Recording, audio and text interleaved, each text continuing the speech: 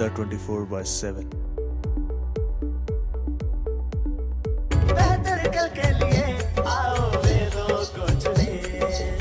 किसी भी अस्पताल के बाहर चले जाइए, फिर वो चाहे सरकारी हो या प्राइवेट, वो छोटा हो या बड़ा, वहाँ सुविधाएं अच्छी हो या ख़राब, लेकिन इन सभी जगह पर एक कॉमन चीज़ हम सभी को देखने को मिल जाएगी। वो है अस्पतालों में लगी लंबी लाइनें। इन अस्पतालों में लगी लंबी लाइनों को देखकर स्वास्थ्य से जुड़े लोग और सरकारें हर रोज़ कोई ना कोई योजनाएं बना रहे हैं। हर महीने किसी न किसी तरह की घोषणा हो जाती है कि इतने नए मेडिकल कॉलेज खोले जाएंगे, इन अस्पतालों में ये बड़ी बड़ी आधुनिक जांच की या सर्जरी की नई नई मशीनें लगाई जाएंगी, एक्सेट्रा एक्सेट्रा। ज़मीनी हकीकत को समझें तो इस दिशा में लगातार प्रयास भी होते दिखते हैं। हेल्थ के नाम पर कोई एम्बुलेंस की सुविधा दिलवा रहा है, तो कोई अस्पतालों में आसानी से सर्जरी हो सके उसकी सुविधा दिलवा रहा है, कोई स्वास्थ्य के इंश्योरेंस की सुविधा दिलवा रहा है, तो कोई बीमारियों की जांच की सुविधा दिलवा रहा है। यह बहुत अच्छी बात है कि किसी को कोई बीमारी हो तो उसके इलाज का सही समाधान लोगों को मिलना चाहिए। लेकिन ये सब जो हेल्थ और बीमारी के नाम पर किया जा रहा है, क्या यह इतना ही सीधा सा है या इसके पीछे कुछ और ही खेल चल रहा है? चलिए कुछ आंकड़ों को देखते हैं। बीमारी और बीमार के नाम पर दी जा रही सुविधाओं का बाजार लगातार फल फूल रहा है, लेकिन इसके साथ साथ रोगियों की संख्या में कमी नहीं आ रही है। भारत के हेल्थ बाजार की वर्तमान आमदनी की बात करें तो इसकी वैल्यूएशन को सुनकर शायद आपको चक्कर आ जाए। भारत के स्वास्थ्य सेवा उद्योग, जिसे अंग्रेजी में हेल्थ केयर इंडस्ट्री के नाम से जाना जाता है, इस इंडस्ट्री ने देश के लोगों की हेल्थ सही की हो या ना की हो, लेकिन इसने अपनी खुद की सेहत बहुत तंदुरुस्त कर ली।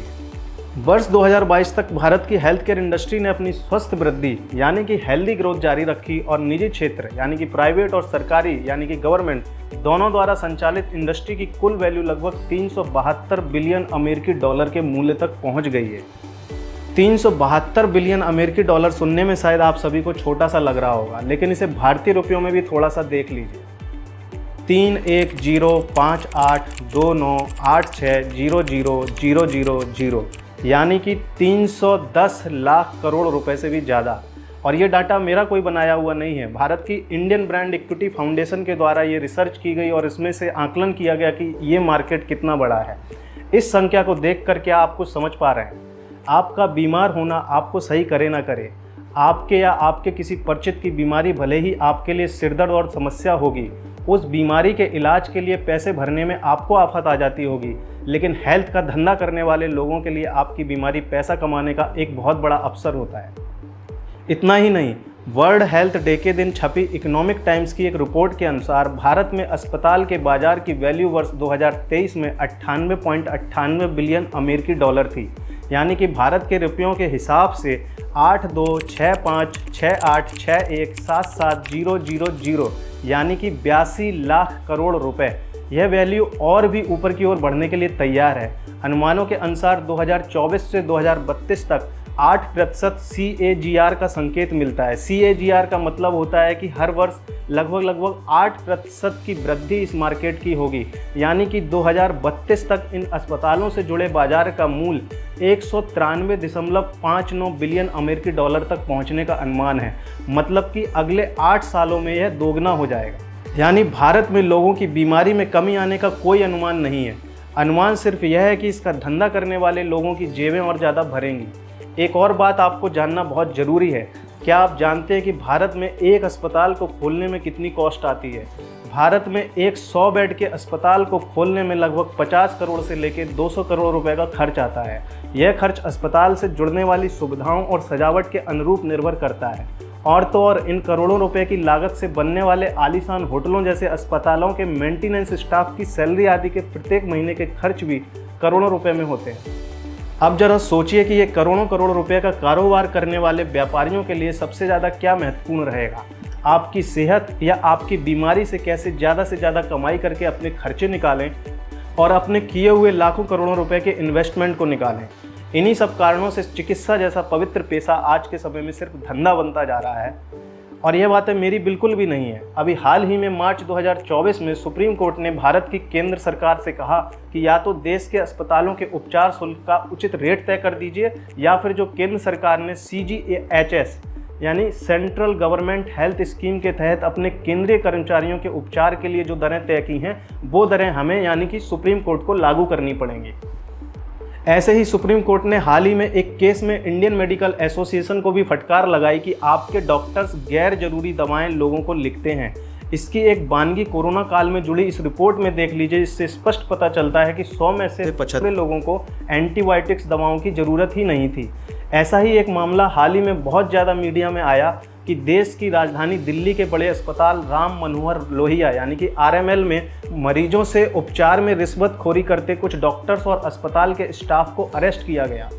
यह सभी रिपोर्ट्स दिखाकर हम किसी सिस्टम या उससे जुड़े लोगों का अपमान नहीं करना चाहते हैं। हर सिस्टम में अच्छे लोग भी होते हैं। हम सिर्फ एक सीधी सी बात कर रहे हैं कि देश के बड़े बड़े अस्पतालों से लेकर सरकारी अस्पतालों तक में स्वास्थ्य के नाम पर ठगी और धंधा बस चल रहा है। बीमारी हो जाए उसके बाद इलाज की बात की जा रही है। कोई यह मुहिम चलाने को तैयार ही नहीं है कि लोग बीमार ही ना पड़ें, और अगर बीमारी के शुरुआती लक्षणों से ग्रसित हों तो कैसे उन्हें पहचान कर अपना बचाव करें। एक बात तो पक्की है कि जिन लोगों ने अस्पतालों के नाम पर करोड़ों रुपए लगाए हुए हैं, वे इसका खर्चा निकालने के लिए आपकी छोटी सी छोटी समस्या भी पहाड़ जैसी बताकर आपको भर्ती होने या बस अगले 24 घंटे में आपने अपना ऑपरेशन नहीं कराया तो हो सकता है कि आप बचे ही ना, इस तरह की बातें ज़्यादा करेंगे। उनमें से ज़्यादातर को सिर्फ यह चिंता होती है कि उनके अस्पतालों के खर्चे कैसे निकलें, ना कि आप कम खर्च में ही सही होकर के कैसे निकले, इसकी फिक्र होती है। और यह किसी एक सिस्टम से जुड़े अस्पतालों की बात नहीं है।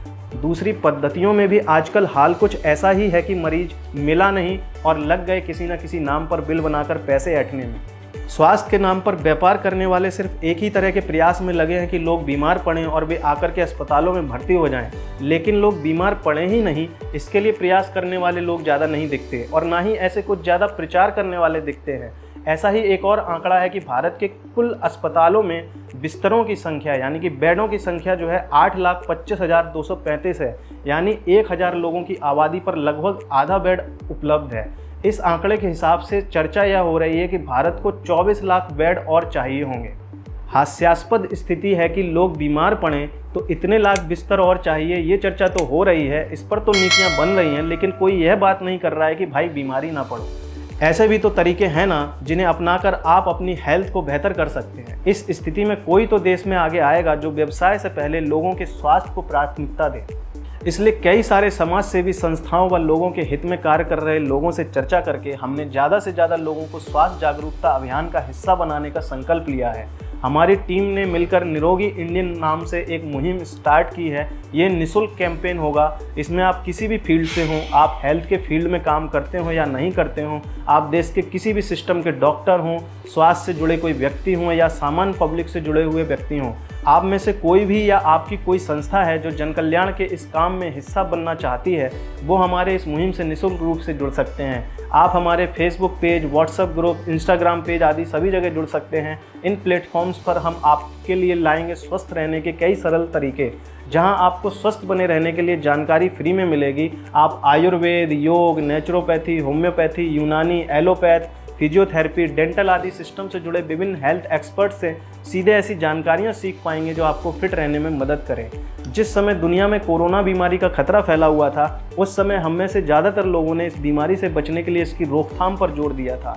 इसी तरह से हम निरोगी इंडियन मुहिम के माध्यम से चाहते हैं कि आप सभी भी ये पहचानें या समझें कि kidney, liver, heart, diabetes, thyroid आदि जैसी गंभीर बीमारियों से पीड़ित होने से पहले ही इनके शुरुआती लक्षणों को देखकर आप समझ सकें कि इन बीमारियों से बचने के लिए हमें क्या करना चाहिए। आप सभी को जानकर हैरानी होगी कि स्कॉटलैंड के पार्क ग्रोव मेडिकल सेंटर में हुई एक रिसर्च में यह पता चला है कि 10 में से 8 शारीरिक समस्याओं से जुड़े मामलों में या इसके लक्षणों में हम ऐसे ही निपट सकते हैं। यानी कि अधिकांश छोटी मोटी बीमारियों से लोग खुद ही ठीक हो जाते हैं और उन्हें डॉक्टर को दिखाने की ज़रूरत नहीं पड़ती है। उदाहरण के लिए सर्दी और फ्लू समेत कई छोटी मोटी बीमारियां वायरस के कारण होती हैं।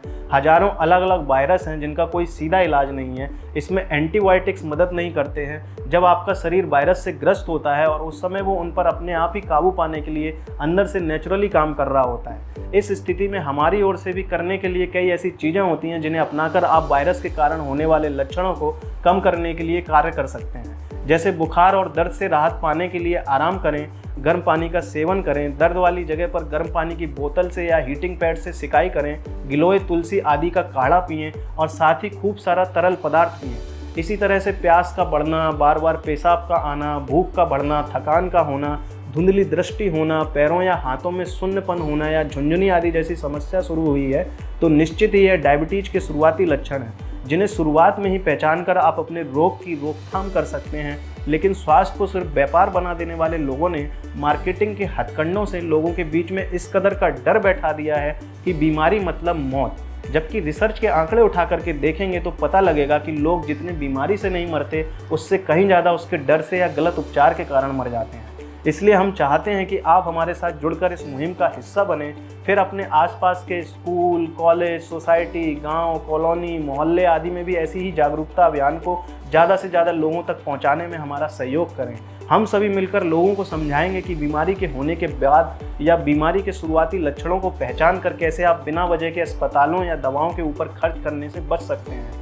आपकी मेहनत से कमाया गया पैसा आपके परिवार और आपकी अन्य ज़रूरतों को पूरा करने में काम आना चाहिए, ना कि बिना वजह के अस्पतालों के बिल भरने में। कई लोगों को यह लगता है कि उनके पास तो हेल्थ इंश्योरेंस है, वो बीमार हो भी गए तो क्या खर्च होगा। तो ऐसी समझ रखने वालों को भी ये जानना चाहिए कि गंभीर बीमारियों की स्थिति में जिन अस्पतालों में ऐसे इंश्योरेंस कार्ड प्रयोग होते हैं, वहाँ ज़्यादातर जगह आपके कार्ड की लिमिट का पैसा तो खत्म कर ही लेते हैं और ऊपर से भी उपचार की कॉस्ट आ जाती है।